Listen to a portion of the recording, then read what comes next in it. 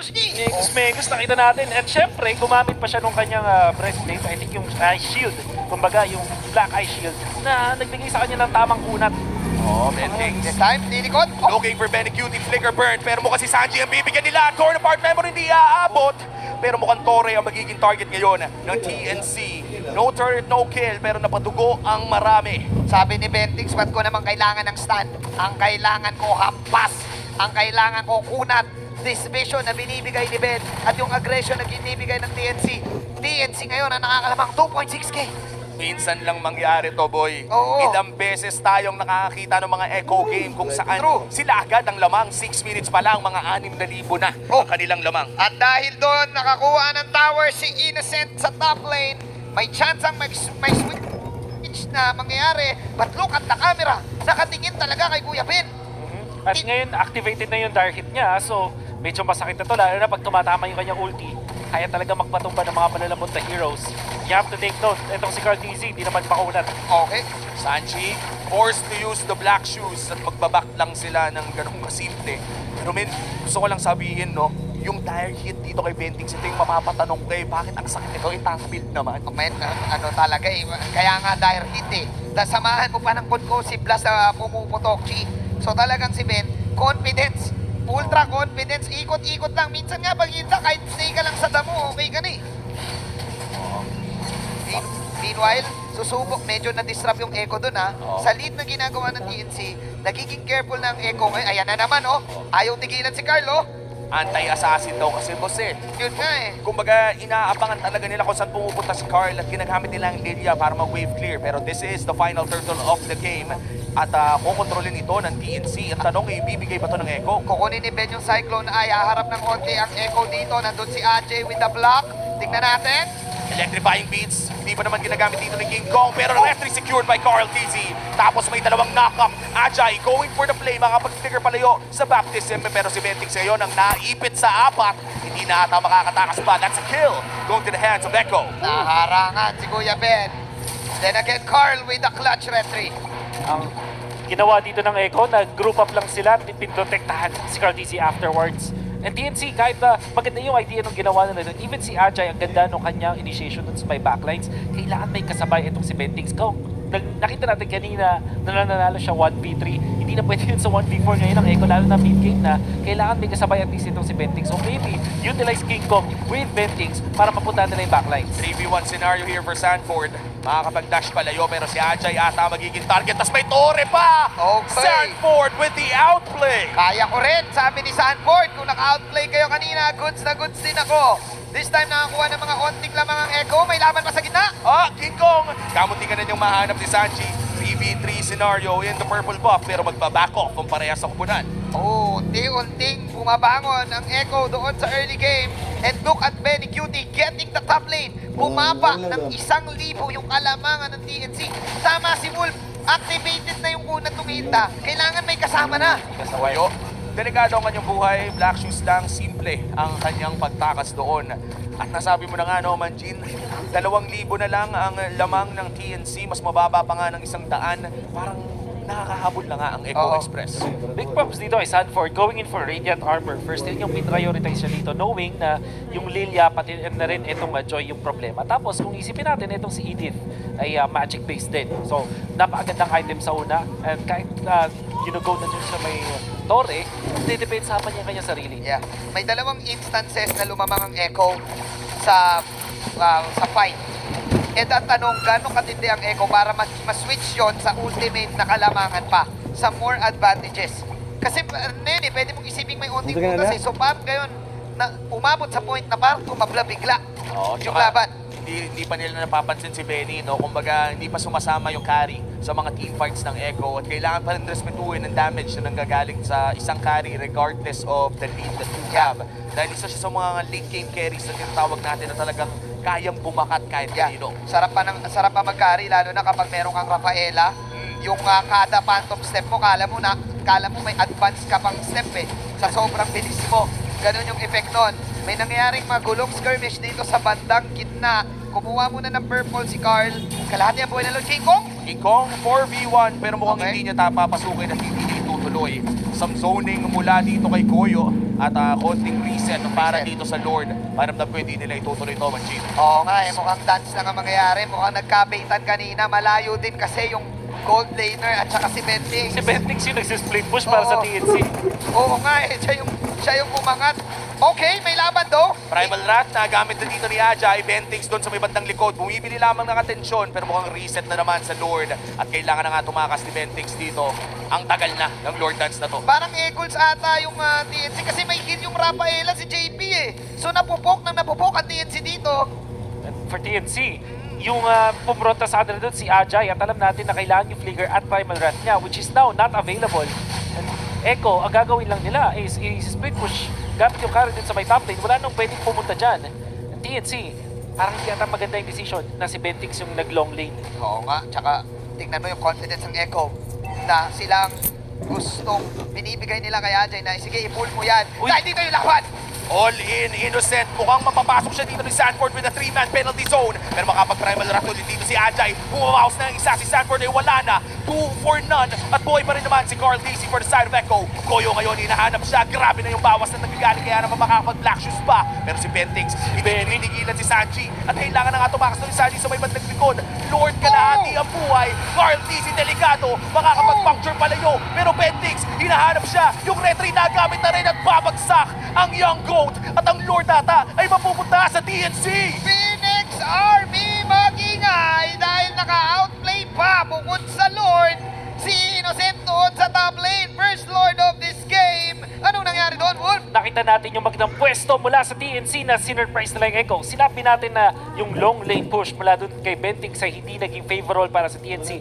Yung round 2 pala, yung mas napaganda sa kanila. Dun sa bush, around dun sa may crab, yung parang L-bush na nakita nyo dyan, biglang na dun si Innocent at si Bentix, napwersa yung kill doon kay Sanford. Eventually, naka-pick off yung TNC, pati na rin si JPI na patumba. At dahil magkakaiwalay mga members ng Echo, hindi sila nakadepensa dun sa may Lord. Very good pick off mula sa side of TNC. 4-on-5 situation yon. Nag-back din agad si Innocent at tinamaan si Benny Cutie nung dalawang tore. Nakatulong pa yung tore. Akala siguro ni Benny base na yun.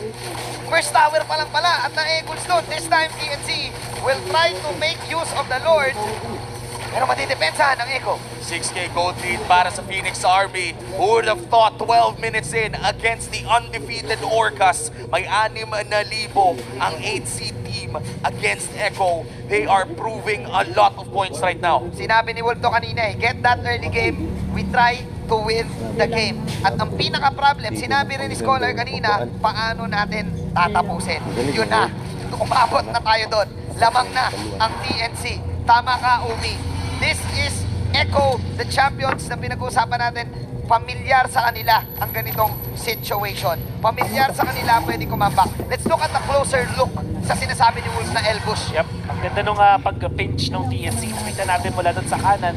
They also have a couple of stunts. And take note si JP kasi hindi siya naka-purify. So yung flicker hindi nakatulong. Nung moment na yon, once na ma-chain stun ng TNC, you have that elimination factor agad. Oh! Nahuli si Carl Daisy at si JP mapapa-flicker. Sanji Black Shoes palayo at grabe yung pagpitas na pinapakita ng TNC ngayon. Wala na namang retry holder pero wala namang objective for TNC. 4 deaths na si Carlito. 9-3. Parang galit na talaga si Bentings, pare. Si Bentings yung nagsimula nung laban na yun eh. Gonna take matters to my own hands, sabi ni Bentings. And now with the dominance ice, tapos naka-Athena shield na rin siya. Damage received ay 76k. Ito yung hinahanap ng TNC matagal na. Last pick tong Hilda. Last pick yung Hilda na to. Nung lumabas yung Lancelot, insta-pick sila nung Hilda. And dito mo makikita, TNC really prepared for this series na ang tanong na lang, paano tatapusin?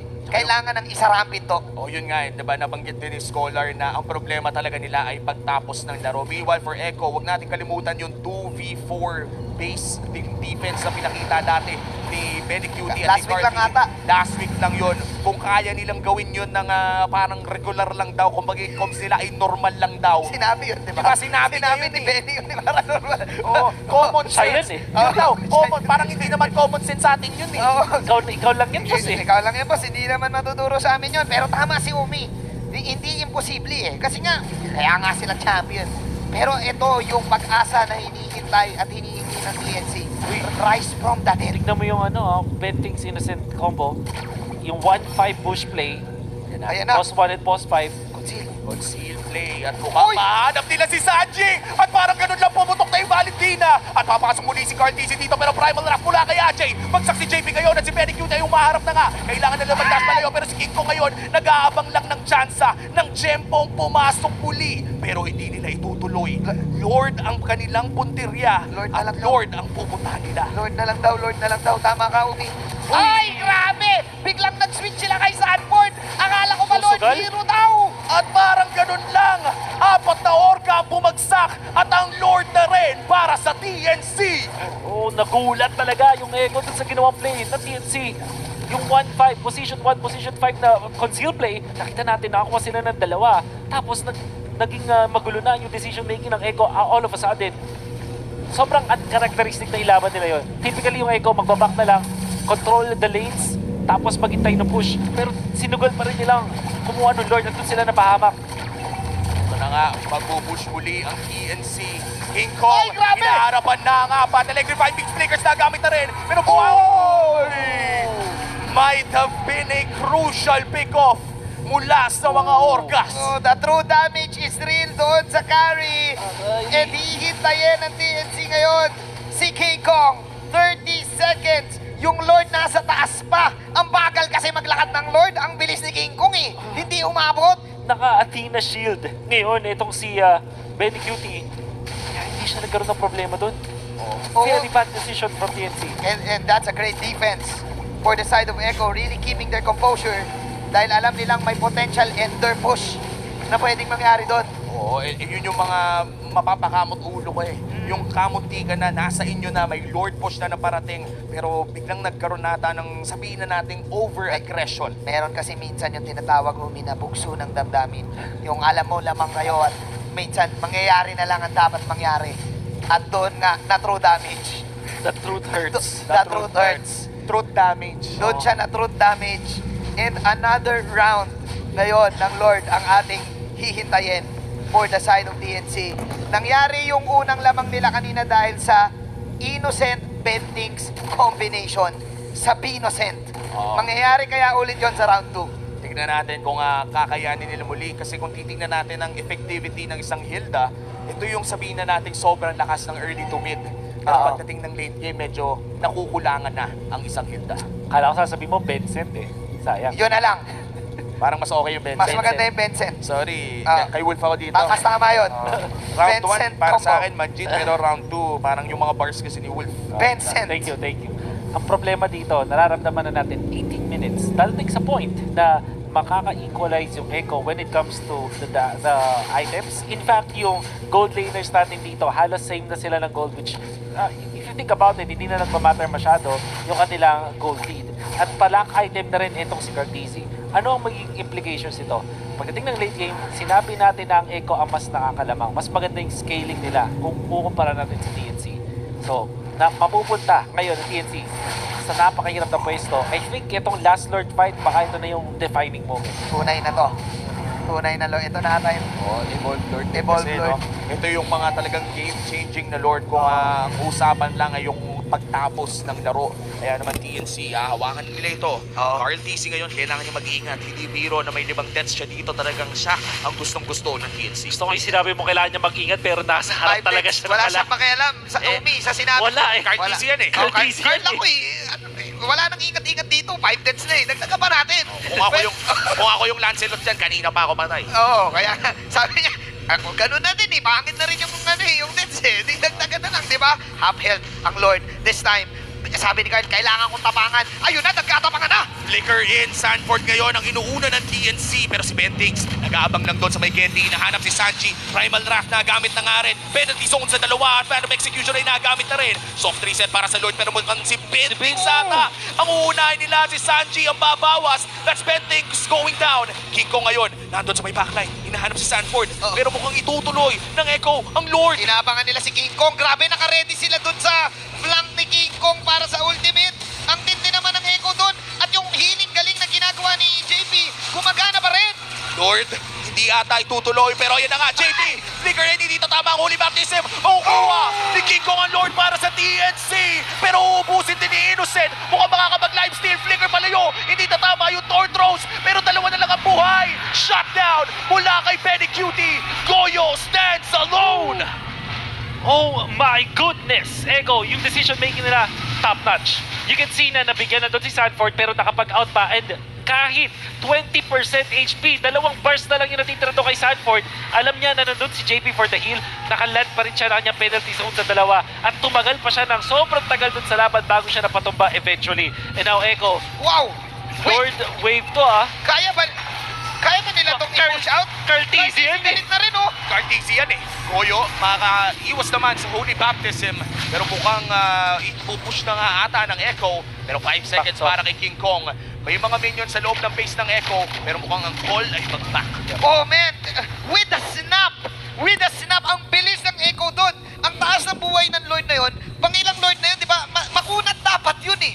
Pero bakit parang biglaan na lang nawala yung Lord dahil din of course sa true damage ng carry, ang dami pang nakuha ng Echo. Dalawang tore agad, ganun nila kakabisado yung kanilang lineup na kaya nilang ubusin yun. Kaya nilang tapusin yung first 2 towers at ngayon ang nagdedelikado pa, TNC. May isa pang ako napansin doon eh. Nung namatay si Bentings after ng immortality, si Benny Cutie nag-back at siya yung nag-clear ng wave. Alam ng Echo na hindi nila kailangan si Bentings, si Benny Cutie sa laban dahil wala na yung tangke na kailangan nilang i-shred. Benny Cutie nag-defend na lang din sa lane. Kaya naman kahit nakakuha ng Lord yung side ng TNC, hindi pa rin nasira yung base nila. Ibang klaseng awareness mula dito sa Echo. Men, sobrang exciting makita, no? Mula sa 8K gold lead, nakabalik ang Echo. Ito yung naging problema ng TNC for the majority of the regular season. Hindi nila alam paano sa isa ring laro. Kanina may chance na sila pero hindi natuloy. Ang pinaka nagulat ako dito, Umi, is yung Echo sobrang dangerous. Siguro kung may basag yung tower doon sa gitna, malamang nabasag din nila yung inhibitor ng TNC. Ganon kakabisado ng Echo yung lineup nila kapag finishing games. Oo. Marami na tayong split push na nakita at marami na rin tayong nakita sa kanila na one straight ahead. Good thing na ligtas ni King Kong yung Lord na yon. Kung hindi, may chance ang umabot na tinapos na ng Echo yun kung sa Echo napunta yung Lord. Panigurado. Oo. Umaabot na nga tayo dito sa punto na hindi na nagmamatter yung gold lead, no? Oo. Lahat sila lock item na talagang galawan na. Kung sinong mas magaling bumindot, yun ang mananalo sa larong ito. Ayun na, hindutan na lang to, boss. Pagalingan na lang to, Insan. Pagalingan na lang talaga ng Mekos. Oo, subrahan na lang to, Insan. Dito natin masasabi na ang TNC kaya nilang pumalag. Nakita natin, kaya nila. Pero look at the gold lead, guys. Nasa Echo na yung gold lead. Wala eh. Kanina pa talaga na yung power spike ng TNC. But Echo right now, nakabawi na sila. Pantay-pantay na nga pinag-usapan natin. Hindi na nagmamatter ang gold lead. Kuya Madrid. Oo nga. Kung sino na lang ang makapindot. At kung kakatina, pati si Wolf napapa-aray. Tinamahan din ako eh. Oo, tinamaan. Umabot hanggang sa caster. Umiwas ka nga dito. Kumaroon yung ulo mo eh. Wala mo akong konti. Oh, my. Thorn Throws, pati yung nakita nating orange buff, more than enough. And of course, si Sanji, yung late game kasi ng Valentina, hindi mo masyadong papansinin, pero masakit talaga yan sa late game. Setup coming in. 20k ang buhay ng Lord. Bentings sa likod. Bentings naghahanap ng pwesto kay Benny Cutie pero hindi niya matitiis ang damage. King Kong still looking for that retribution. Pero si Achay ay mapapa-primal rack na. Flicker na consume na rin at mukhang soft reset para sa Lord. Ino-hold lamang ng dalawang kupunan dito. At si Sanford ngayon ang pumupronta para sa side ng Echo. Good sa heal ni JP talaga eh. Ito yung kalamangan kapag meron ka Rafaela eh. Kaya mo yung Lord Dance. Kahit ang end ng game, mag-Lord Dance kayo eh. Goods na goods eh. Marireset yung Lord. Mag-clear lang muna si Benny dahil alam niya rin na pwede mangyari to. Recent gaming for both sides. Ajay, susugod. Carl, nag-aabang ngayon. Okay? Kailan kaya nila itutuloy-tuloy ang Lord na to? Si Carl. RTC, delikadong buhay niya. Thorn Throws, puncture palayo at may healing namang gagaling dito kay JP. Pero napasabog ni Goyo at ngayon naman Lord ang pupuntahan ng DNC. Ajay, Primal Wrath, dalawa matatamaan ng penalty zone at si Innocent ay nakaka-free ito sa may bandang gilid lamang. Benny Cutie, matutunaw lang ata na parang ganon. Oh, wala May stun. Umiiling naman pero yung baptism ay nagamit na rin. King Kong looking for the electrifying beats at sumabog na ang mga Orca pero si Benny Cutie ngayon ay wala na rin. Double kill para dito kay Goyo. Apat ang wala sa side ng Echo. Eto na ang katapusan. Maisasara na yung pinto. Maitatapos na rin ang laban. At ang tumapos ng laban ay ang Lord para sa DNC. And this winning moment is brought to you by your official sponsor, FWD Life Insurance. At nagdiwang ang Phoenix Army. Early game.